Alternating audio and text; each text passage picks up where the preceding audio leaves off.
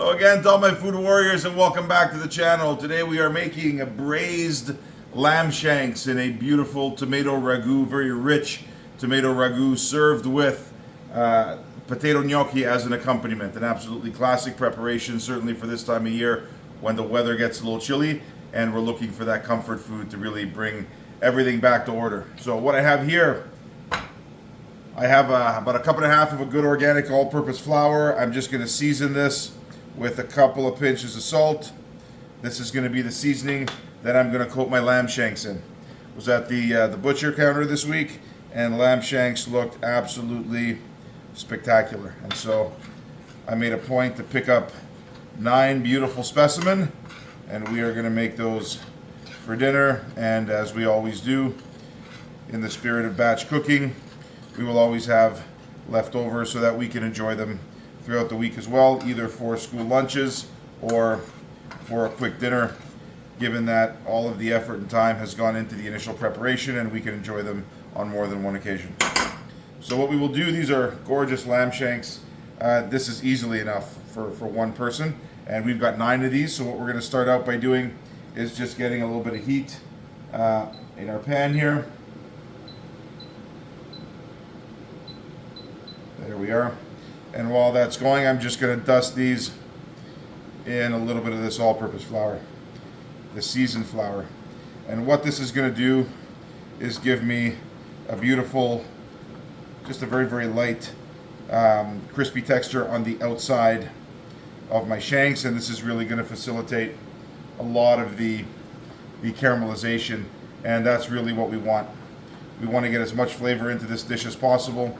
And this is one of those things where if we miss this step, we will absolutely notice it in the end product. And so we just want to make sure that we get a very thin layer on the outside. We're not looking to cake the flour on. We just want a very thin layer. And if anything else, we can just shake this off as we go. There we are. So as our pan is heating up, we're going to get a little bit of olive oil in our pan. And all we want to do is really brown these. So these aren't going to fit in our pan all at once. We're going to do this in a couple different batches. And so we've got our first shank here. Dust off the excess.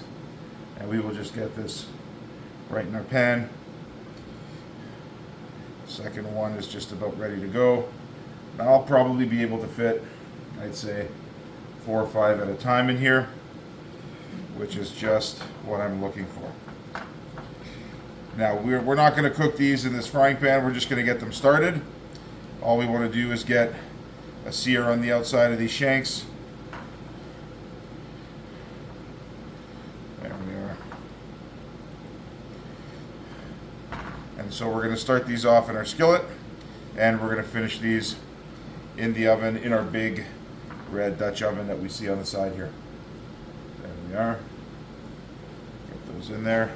And we'll get this big guy, and maybe I'll do the 4 smaller ones in my second batch. There we are.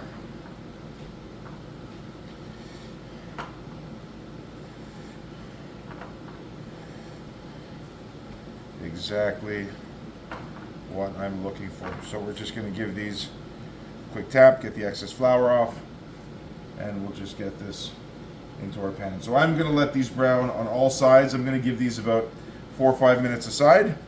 Then I'm going to move on to my second batch here. I will rejoin you once these guys are in the pan, and we are just going to get started with our sauce. So I will see you in about 20 minutes. All right, we are back. Our second round of our lamb shanks are done. I'm just going to cut the heat here on my burner. These are the first ones we did. We got some beautiful golden color on this. This caramelization is exactly what we want. This is how we're going to maximize all of the flavor in our ragu and in our shanks. So we're just going to pull these out. These are by no means cooked. They are still very much raw on the inside. All we did was just sear. This guy's going to be a little difficult. There we are. All we did was sear the outside of our shanks just to get some color and to get some flavor. So I'm just going to put these off to rest for a sec. There we are. Now we're going to turn our attention to our vegetables. So what I have here is my usual box grater. I could have done this with the disc wheel of a food processor as well. I've got a couple of carrots, a couple of zucchini. The carrots I've peeled, the zucchini I've washed, I've tipped and tailed, and I've used the small side of my grater. The large side is fairly large, but in this case I want these vegetables to melt into the ragu, to thicken the ragu, but to give their sweetness and their flavor into the sauce. And so I want these to be grated fairly fine. I want these to dissolve over the 3 hours of cooking that we're going to put this Dutch oven into the oven for. So I'm done with my box grater. Just going to set this into the sink. I've got 3 ribs of celery here as well, and all I'm going to do, I'm going to cut these down the middle. I want to cut these into little matchsticks, and again I want to cut these small enough so that these will melt and dissolve over the cooking that is yet to come. Now, lamb shanks are an interesting part of the animal. They're really kind of the wrist or the ankle of the lamb. And because they do a lot of work, they're fairly tough unless we cook them for a long period of time. When you think about meat, there are 3 dimensions that we should be thinking about: good, fast, and cheap. We can only have 2 of the 3. We can't have all 3. If we want it good, well, good and fast means it's not going to be cheap. Good and cheap means it's not going to be good. And in this case, when we're talking about the shank of the animal or any muscle or part of the animal that does a lot of work, there's a lot of connective tissue, there's a lot of sinew in there, and we have to break that down over what is otherwise a long cooking time. And so lamb shanks are a fairly economical cut relative to as far as the lamb is concerned. And so because it does a fair bit of work, we want to cook it low and slow, long cooking time in a flavorful liquid. And in that time, it's going to leach a lot of its juices into the liquid and flavor the ragu, but it's going to soften and it's going to be absolutely melt in your mouth. And so this is one of these dishes that is more commonly found towards the south of Italy, kind of south of Naples into Calabria, where they have, you know, a fairly numerous number of herds of sheep, even up into the mountains. We got a few cloves of garlic here as well that we're just going to chop up. I've got, 4 or 5 cloves of garlic. We're just going to crush this and cut it up. Again, this is going to melt into our sauce as we cook it for a long period of time. Like I said, this is typical, cucina povera. This is peasant food, country cooking, classic rustic country food from the rural parts of Italy. But the flavor that this packs is absolutely undeniable and one of the best things that you will ever eat. There we are. Now, I don't typically use my box grater for things like onions and garlic. I find that it extracts just too much of the juice and it tends to overpower the dish. So what I want to do is just use a sharp knife to cut these up. That way the flavor is much milder and it won't overpower my dish. There we are. So we've got our carrots, our zucchini, our celery, our garlic. We've got a couple of onions. And again, we just want to cut these, I'd say medium dice. Again, these are going to cook for 3 hours in the oven and they're just going to melt away. There we are. So nothing too fancy. And then we've got a couple of chili peppers here as well. Again, we're making a fairly large quantity for this batch. This will easily feed 9 shanks, 9 people. And so this is we can tailor this recipe and scale it down. If we were only making enough for 3 or 4, we can easily scale the recipe back based on the number of lamb shanks and the number of people that we're cooking for. There we are.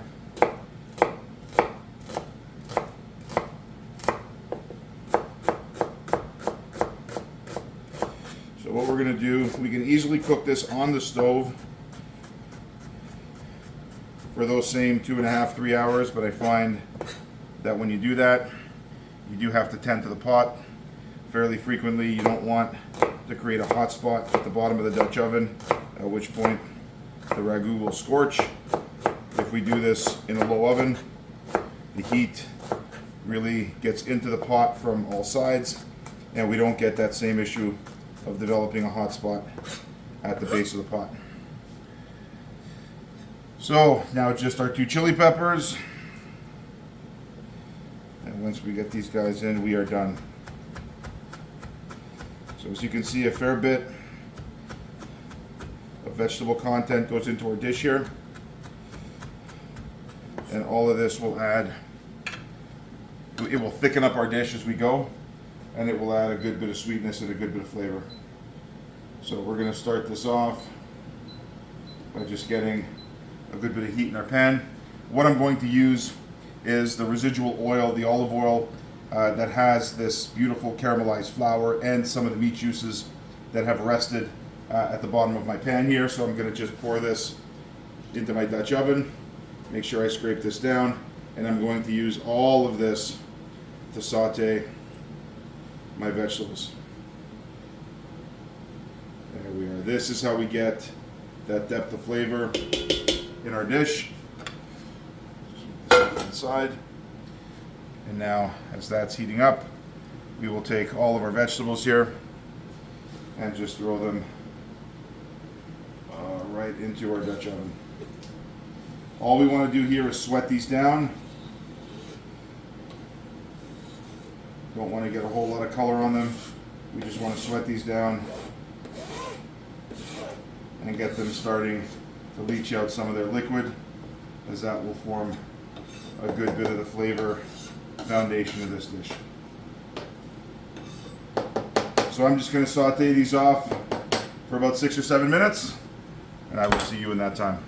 All right, it's been about 5 minutes or so. Our vegetables are sweating down beautifully, releasing a lot of their liquid into the pot, which is exactly what we're looking for. This is going to flavor our ragu, add a lot of sweetness, and as these vegetables dissolve, add a lot of body and a lot of fiber as well. All right, so what we're going to do is we're going to add our liquid. We're going to start things off with a couple of jars of our homemade tomatoes. These are just crushed tomatoes that we have flavored with a little bit of basil, parsley, and celery. These are 1 liter mason jars, and so we're going to throw a couple of these in. If you didn't have these kicking around, a jar of passata would do just as well, or even a can of plum tomatoes, peeled plum tomatoes. Just put them in a bowl and you give them the old working over with your hands, as you've seen us do on this channel several times before, and that will give you all of that same body. We're going to leave the flavoring agents in here for now, and we'll yard those out a little bit later. So we'll give it 1 and 2. There we are. So in addition to our tomatoes, we're going to add a half a bottle of red wine. This is a dry Sangiovese from Italy, Italian food, Italian wine, and this wine is found all over Italy, in the south as well, and it adds a good bit of acidity, a good bit of fruitiness, and when the alcohol evaporates, you'll get a little bit of sweetness as well. So we'll just give this a quick stir. We're also going to add 4 cups of a good quality, this is beef broth. This is a homemade beef broth, and we're going to add 4 cups of that in. There we are. So this is already seasoned and lightly salted, and so I'm not going to add any additional salt at this time. All I did to my vegetables as they were sweating down, I did just add a pinch of salt and pepper. The salt helping to draw out the moisture, and the pepper just helping to round out the flavoring. So we are going to let this come to a simmer, and then we're going to add our lamb shanks in there and get them braising. So I will give this about 8 or 9 minutes until it comes up to the simmer, and I will see you in that time. All right, we are just at a simmer. We're going to give this one quick stir before we add in our final seasonings and our meat. Oh, there we are. So now we've got our Parmigiano Reggiano rind. I happen to be out of cheesecloth, so today we're going to go old school. Everybody in the pool, just as is. I've got about 3 or 4 bay leaves. Gonna throw these in as well. We'll just make sure we fish those out at the end. We don't want anybody getting their mouth full of that. That would be interesting. And I've got a couple of tablespoons of dry oregano. So we're just gonna put this in our pot as well. We're gonna stir this around. And in the time that this is in the oven, this will give lots of opportunity for that oregano to bloom and to season our sauce. There we are. And now all I'm gonna do is I'm going to add in these beautiful shanks, and then I'm going to throw this into a 300-degree oven, completely uncovered, for 3 hours. And after 3 hours, we're ready to go. So I'm going to get all of our meat into our pot, into the oven, and I will see you when this comes out. All right, so as you can see, we've got all of our meat completely submerged in here. This is exactly what we want. There's one other thing that I want to mention. Any resting juices that are on this dish, I want to make sure I scrape off into our pan. Reason being, this is how we get that intensity of flavor. Absolutely, we're like the Marines. Nobody left behind, no bit of flavor left behind. So we want to make sure that we get all of that into our ragu, and we are done. Now we're going to take out a little bit of spill insurance here as well. So I've cut the heat on my burner. I'm just going to move this. Oh, it's heavy. I'm going to move this onto a cookie sheet, and I'm going to throw this in the oven. So I will see you in 3 hours time. All right, we are back. It's been getting a little warm in the kitchen. Had to go for a change of shirt. We are done. 3 hours in the oven. I have just removed our braised lamb shanks, and I'm telling you, these are absolute fall off the bone. Had a little bit of difficulty. Had to use some tongs and a slotted spoon to remove these into my roasting pan. While I'm going to get my gnocchi cooking, I'm just going to throw these into the oven to stay warm, just a low oven, about 250 degrees, uncovered. These are beautifully succulent and beautifully fall off the bone. So I just got these in a roasting pan. Into my oven they go.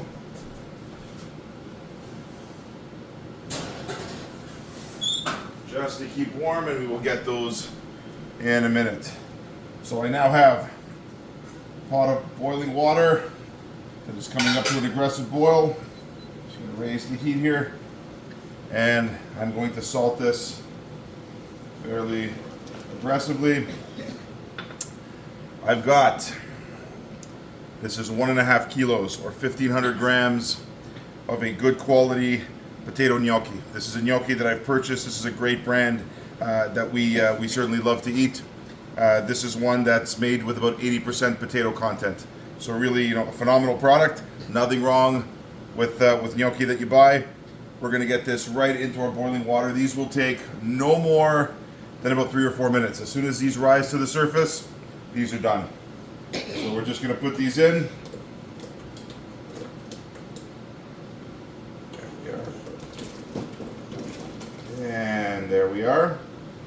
We will just give this a quick stir. Oh, we've got an escapee. Throw them in there. We will just let this go. And I will see you in about 3 minutes. All right, it has been about 3 or 4 minutes. Our gnocchi have risen up to the surface. These guys are ready to come out. We're just gonna finish these off for the last 30 seconds of cooking. I'm just gonna skim these off and finish them right in our lamb ragu.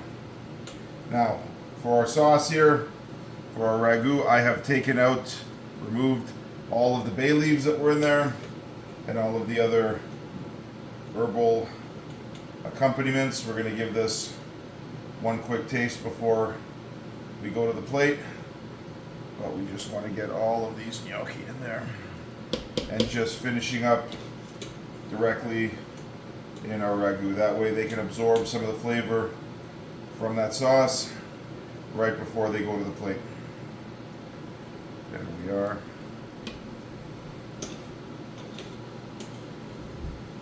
So I'm going to finish skimming these off. I'm going to fish my lamb out of the oven, and I will see you in about 30 seconds. All right, we are back. We are going to give our gnocchi one final stir, and then we are going to taste our ragu for any final seasonings. I can see we have a few shards of meat that have come off the bone. A little surprise for someone as they're eating. So we will get in there and just give this a little taste.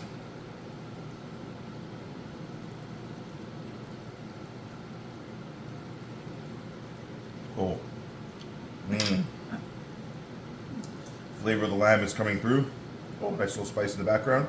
I am going to give this just a little bit of salt. We didn't salt overly aggressively when we started, and now that we have the gnocchi in here from the salted water, that's all the salt that this dish is going to get, so we can finish off with one final seasoning of salt.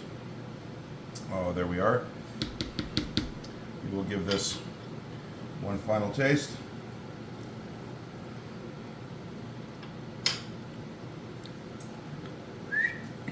Love it. All right. So now we go right to the plate. What we need, a little serving spoon, and we will start with our gnocchi. There we are. Look at that. Oh.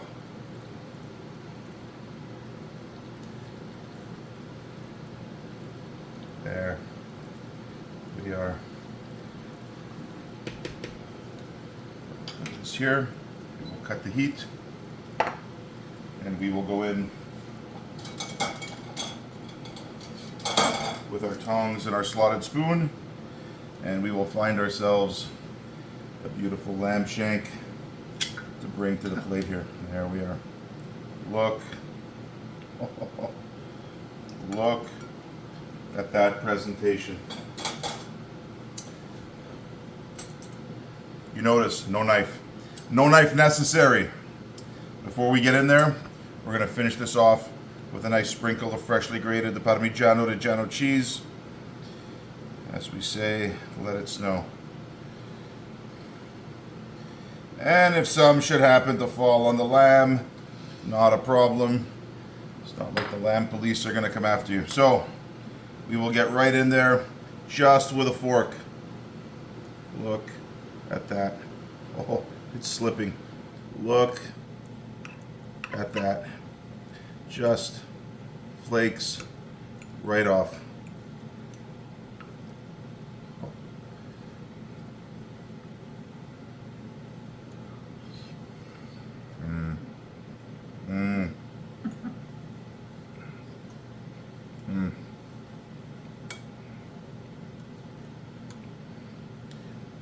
Let's try the gnocchi and our ragu.